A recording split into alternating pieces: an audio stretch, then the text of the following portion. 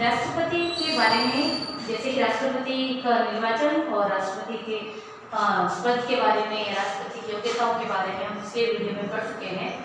अब जैसे मैं आपको बताने जा रही हूँ, मैंने कहा था राष्ट्रपति के निर्वाचन की प्रक्रिया जो है विस्तार से मैं आपको नेक्स्ट वीडियो में बताऊंगी। आज अपन देखते हैं राष्ट्रपति के निर्वाचन की प्रक्रिया। इस प्रक्रिया को समझना, जैसे प्रक्रिया जो है ये आसान नहीं है, बल्कि बहुत ज्यादा जटिल है। राष्ट्रपति का निर्वाचन कैसे होता है, या किस प्रकार राष्ट्रपति का चुनाव होता है, कभी किसी को मतलब ये जो प्रक्रिया है सबको बहुत ज्यादा जटिल भी लगती है और वास्तव में जटिल है। इसके लिए एक लंबी प्रोसेस जो है वो अपनाई जाती है राष्ट्रपति के निर्वाचन के लिए।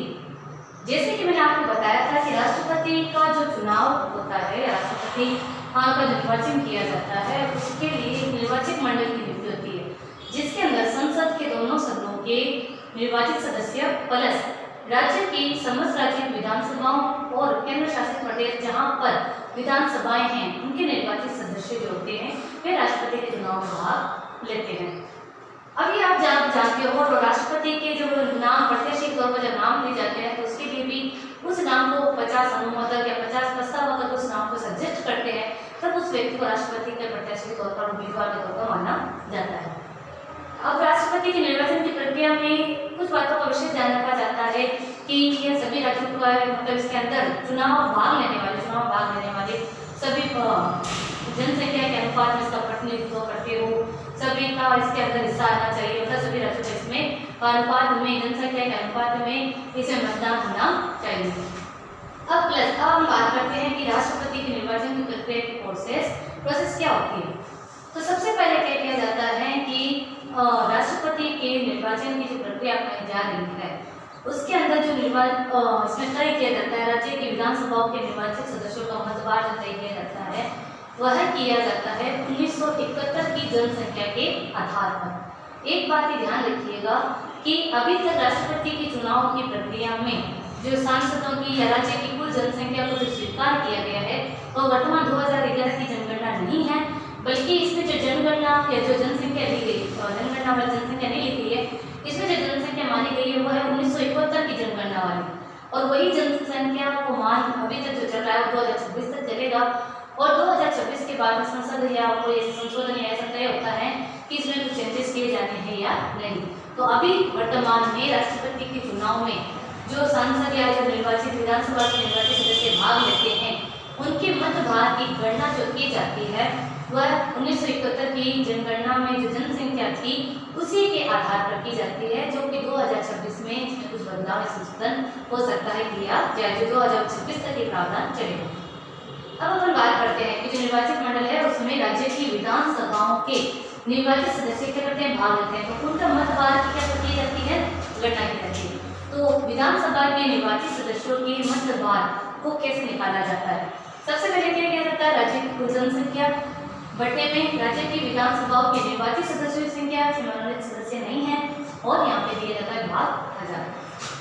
अब हम बात करें 1971 में जैसे राजस्थान की जो जनसंख्या थी, राजस्थान का है, राजस्थान की जो जनसंख्या थी वो थी 2,57,63,806, और राजस्थान में विधानसभा के निर्वाचित सदस्यों की संख्या है 200।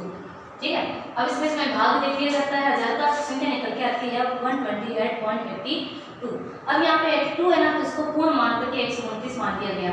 तो राजस्थान के जो भी विधानसभा के सदस्य हैं प्रत्येक सदस्य का मतभार होगा 129। वैसे यूपी में जनसंख्या अधिक है तो वहाँ का मतभार है 208, सिक्किम में थोड़ी कम है तो वहाँ का मतभार है 7। ओके, तो इस तरीके से क्या होती है, राज्य के विधानसभा के निर्वाचित सदस्य हैं उनके मतभार की गणना की जाती है। सबसे पहले उनके मतों की मतलब मतभार क्या है वो निकाला जाता है। ये तो हो गई राज्यों की, तो अलग अलग राज्यों के आपको अलग अलग मिलेगी क्योंकि वहाँ की जनसंख्या अलग अलग थी। जैसे यूपी में 208 है, सिक्किम में 7 है, राजस्थान में 129 निकल के आई, महाराष्ट्र की अलग होगी। इसे करके अलग अलग वहाँ के विधायकों का मतभार अलग अलग मिलेगा। लेकिन सांसद जो होंगे, सांसद क्या है, वे पूरे भारत के मतलब सांसद है, सांसद का जो मतभार होगा वो समान होगा। विधायकों के मतभार में आपको बदलाव मिलेगा, लेकिन सांसदों का जो मतभार होगा वो क्या होगा, समान होगा। अब अभी अपन जैसे देखते हैं कि संसद जो होते हैं, संसद में जो निर्वाचित सदस्य हैं उनके मतभार की गणना कैसे होती है उसको देखिएगा पहले, फिर मैं आपको बताती हूँ कि प्रोसेस क्या होगी। ओके, जैसे संसद का है, मान लीजिए संसद के संसद के निर्वाचित सदस्यों का मतदान। संसद के निर्वाचित सदस्यों का मतदान ये कैसे ज्ञात किया जाता है? संसद का जो निर्वाचित सदस्य है उसका मतदान, जैसे समस्त राज्यों की जो अपने विधानसभाओं के मतों की जो गणना अपन करते हैं, जो निर्वाचित सदस्य हैं, जैसे कि हम इसमें क्या करते हैं, मान लो कि जैसे अपन सांसद जो होता है, सांसद के मत का मूल्य बोल सकते हैं, मतवाद या मूल्य जो होता है वो किस प्रकार ज्ञात किया जाता है। इसके अंदर संसद के अंदर अभी वर्तमान में जो निर्वाचित सांसद है ना, तो उसकी संख्या है 776 मान जाती है। उसी के साथ हम जैसे क्या करते हैं, सांसद इसके ऊपर आपको ये करना है कि संसद के जितने भी मतलब विधानसभा के जो निर्वाचित सदस्यों के जो मत बांटे, कुल मतों की जो गणना की जाती है, कुल मत प्लस घटे में आप क्या करते हो, सांसदों की संख्या जो संसद के कुल निर्वाचित सदस्य हैं उनकी संख्या डालते हो। इस प्रकार एक संसद के मतदान का मूल्य आ जाता है। ठीक है, तो सभी राज्यों की जो विधानसभाएं हैं, सभी राज्यों की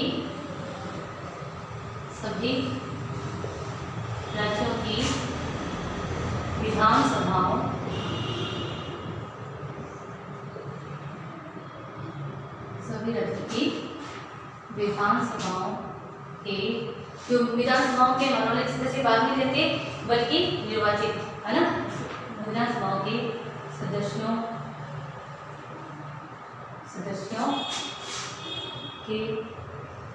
के कुल मत। ठीक है, जैसे जितने हमने बात के राज्य हैं उन सभी राज्यों की विधानसभाओं के सदस्यों की जो कुल मत संख्या आपको मिली है, मतवार मिला है, तो उनको आपको लिखना है। फिर बट्टे में आप क्या लिखोगे? बट्टे में आप लिखोगे संसद के दोनों सदनों के निर्वाचित सदस्यों की संख्या। संसद के दोनों सदनों के निर्वाचित सदस्यों की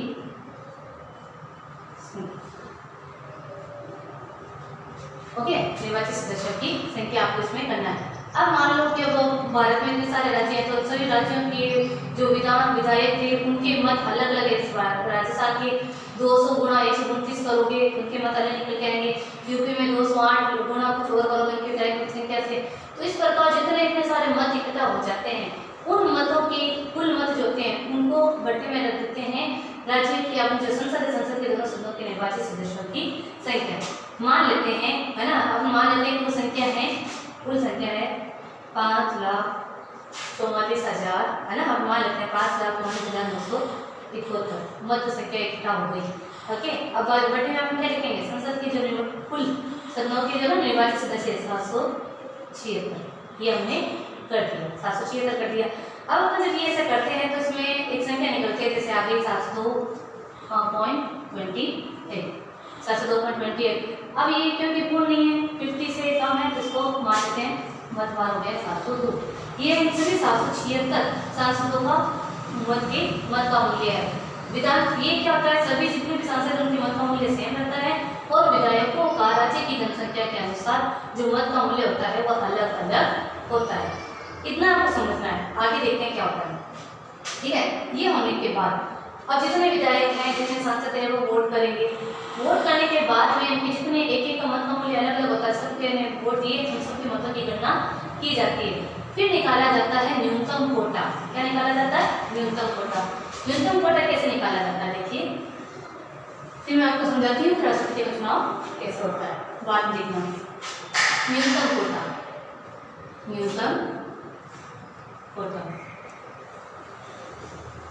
कोटा कैसे निकाला जाता है? न्यूनतम कोटा के अंदर क्या होता है, जैसे डाले गए वैध मतों की संख्या। सबसे पहले हम क्या लिखते हैं? डाले गए वैध मतों की संख्या, मतलब विधायकों ने, सांसदों ने जितने भी वोट डाले हैं उनकी संख्या। ओके, इसमें एक मिनट यहाँ पे डाले गए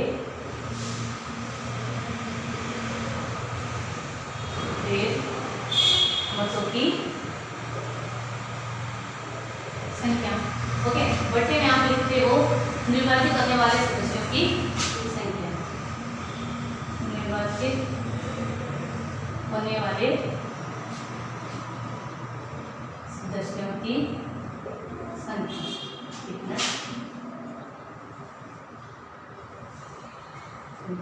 संख्या +1 ओके। ये क्या है, मान लीजिए कि अभी मैं आप लोगों को सिखाती हूँ कि इसका तरीका क्या है। ओके, राष्ट्रपति का चुनाव कैसे होता है, ये क्या है, न्यूनतम कोटा क्या है, या राष्ट्रपति का चुनाव कैसे हो रहा है, उस तरीके से देखिए। मान लीजिए कि राष्ट्रपति का चुनाव हो रहा है और उसके लिए 3 उम्मीदवार खड़े हुए हैं। जैसे एक उम्मीदवार ले लेते हैं, अपना नाम ले लेते हैं, जैसे राम, एक उम्मीदवार हो गया राम, दूसरा उम्मीदवार हमने ले लिया, मान लीजिए कौन सा जैसा हम ले लेते हैं अनिल, और एक उम्मीदवार हमने ले लिया मान लीजिए सुमित। 3 उम्मीदवार खड़े हो गए हैं राष्ट्रपति के चुनाव के लिए, राम, अनिल और सुमित। इन तीनों को जो वोट मिले हैं, ठीक है, कुल जो वोट डाले गए हैं, मान लीजिए कुल वोट डाले गए हैं 50, तो डाले गए वेट मतलब से क्या है 50, न्यूनतम कोटा ज्ञात करेंगे, तो ये हो गया 50। निर्वाचित होने वाले सदस्य, निर्वाचित सिर्फ एक राष्ट्रपति होता है, तो संख्या क्या होगी 1 राष्ट्रपति ने 1 को ही निर्वाचित करना, यहाँ पर आपको करना +1, यहाँ पे करना +1, ये हो गया 2 का भाग 50 में कितना हो गया 25, तो ये +1, ये हो गया 26। मतलब किसी को भी चुनाव में जीत के लिए चाहिए 26 वोट। राम को, अनिल को या सुमित को कितने चाहिए 26 वोट चाहिए। 26 वोट अगर किसी को स्टार्टिंग में ही मिल गई तो वो क्या माना जाएगा, विजयी माना जाएगा। लेकिन अगर किसी को 26 वोट स्टार्टिंग में नहीं मिले हैं तो वह विजयी नहीं माना जाएगा। उसके लिए एक और पद्धति अपनाई जाएगी जिसमें वरीयता क्रम देखा जाता है। जैसे कि कोई भी जो सांसद है, विधायक है, जो वोट देने जाता है तो उसको एक पर्ची दी जाती है, एक पर्ची दी जाती है, उसके अंदर सभी उम्मीदवारों के क्या लिखे हुए होते हैं, नाम, जितने भी निर्वाचित उम्मीदवार हैं राष्ट्रपति के लिए खड़े हैं उनका नाम, प्लस यहाँ पे आपको दी जाती है वरीयता। क्या दी जाती है, वरीयता। यहाँ पे जैसे नाम दे दिया राम, ये अनिल, ये दे दिया सुमित, ठीक है, नाम दिया हुआ है। अब जो वोट देने जाएगा वो वरीयता क्रम निर्धारित करेगा। उसकी नज़र में जिसने वोट दिया है पहले, उसकी नज़र में पहली उसकी चॉइस है राम, सेकंड चॉइस उसकी मान लो सुमित है, और थर्ड चॉइस है अनिल। इस तरीके से उसने वरीयता क्रम दे दी। ऐसे ही वरीयता क्रम सबके सब जितने भी वोट देने वाले होते हैं वे अपने अपने वरीयता क्रम में दे देते हैं, क्योंकि फर्स्ट चॉइस तो ये है, अगर वो नहीं बने तो सेकंड में ये बन जाए, वो भी ना बने तो थर्ड में ये बने। तो इस तरीके से वो अपने वरीयता क्रम निर्धारित करते हैं, ठीक है। तो ये वरीयता क्रम क्या हो गए, निर्धारित हो गए। अब मान लीजिए कि 50 वोटर थे, 50 वोटर थे, उन्होंने वोट दे दिए। राम को फर्स्ट वरीयता में मान लीजिए राम को वोट मिलते हैं 20, कितने वोट मिले 20, 50 में 20 वोट फर्स्ट वरीयता राम को दी गई, अनिल को दी गई 12, सुमित को दी गई 18।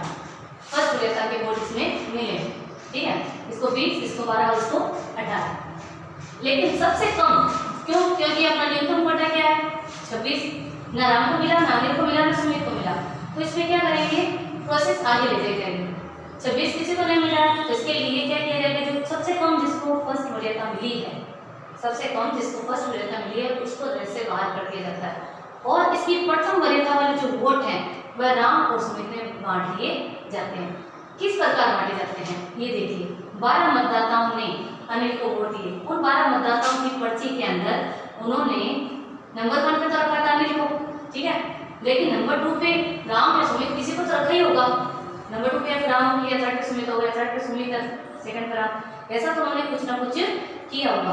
तो मान लीजिए कि इसके अंदर 12 वोटर्स में से 7 वोटर्स ने सेकंड नंबर पर रखा था राम को, थर्ड नंबर पे रखा था सुमित को, ठीक है, इन्होंने। अब इसमें हम कहते हैं जैसे 12 को डिवाइड करते हैं, 12 में से 7 वोटर्स ने सेकंड नंबर पर रखा था राम को, ठीक है, और 5 वोटर्स ने सेकंड नंबर पर रखा था सुमित को। तो इनके जो बचे हुए वोट होते हैं वह वोट बचे हुए उम्मीदवारों को हस्तांतरित कर दिए जाते हैं। 7 दे दिए जाएंगे राम को, 5 दे दिए जाएंगे सुमित को। 20 + 7 इसको मिल गए 27 वोट, 18 + 5 इसको मिल गए 23 वोट, ठीक है, 27 और 23 50 वोट हो गए, इसको मिल गए 27, मतलब इसमें न्यूनतम कोटा पूरा कर लिया। तो इस प्रकार क्या होगा, इस प्रकार यह विजयी घोषित माना जाएगा और राष्ट्रपति बन जाएगा। ये प्रोसेस होती है। अगर इसमें आपको कोई कंफ्यूजन हो तो आप मुझे पूछ सकते हो। ठीक है, इसको वापस से समझना, बार बार देखना, आपको जरूर समझ में आएगा कि इन्होंने 50 संख्याओं को कैसे डिवाइड किया, कैसे इन्होंने न्यूनतम कोटा निकाला और किस प्रकार इन्होंने वरीयता क्रम निर्धारित किया। अगर मान लीजिए कि अगर ये करने के बाद भी न्यूनतम कोटा हासिल नहीं होता तो फिर से जो थर्ड उम्मीदवार है जिसके कम से कम वोट होते हैं उसको जैसे बाहर कर दिया जाता है, जैसे 4 होंगे 5 होंगे, कम बाहर करते रहते हैं और उसको राष्ट्रपति के अन्य जो फर्स्ट उम्मीदवार उसको जोड़ते रहते हैं। Thank you.